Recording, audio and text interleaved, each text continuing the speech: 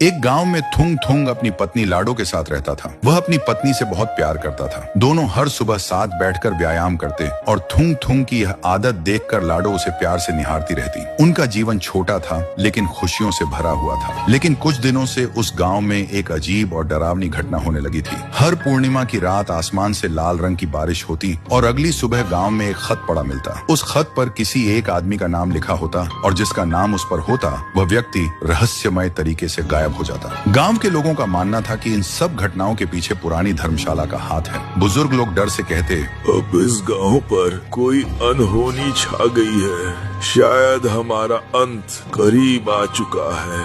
थुंग थुंग भी इन बातों से अनजान था कि आखिर उस धर्मशाला में कौन सा राज छिपा है। फिर एक और पूर्णिमा की रात आई। हमेशा की तरह लाल बारिश हुई और सुबह जब लोग इकट्ठा हुए तो खत में लिखा नाम देखकर थुंग थुंग के पैरों तले जमीन खिसक गई। उस पर लाडो का नाम लिखा था। लाडो वहीं खड़ी उस खत को देख रही थी। उसके चेहरे पर डर साफ झलक रहा था। रात होते होते उसने धीमी आवाज में कहा, लगता है हमारा साथ यहीं तक था। अब वो मुझे अपने पास बुला रहा है। थुंग थुंग चुप रहा लेकिन उसके मन में तूफान चल रहा था। वह सोच रहा था, अगर मेरी पत्नी ही मेरे साथ नहीं रहेगी तो इस दुनिया में मेरे रहने का क्या मतलब। उसी रात अपने डर को पीछे छोड़कर थुंग थुंग सच जानने के लिए उस रहस्यमयी धर्मशाला के अंदर चला गया। तो दोस्तों, क्या थुंग थुंग अपनी पत्नी का जान बचा पाएगा? क्या है उस धर्मशाला का राज? अगर आपको भी जानना है तो सब्सक्राइब करके कमेंट करो, पार्ट 2 चाहिए।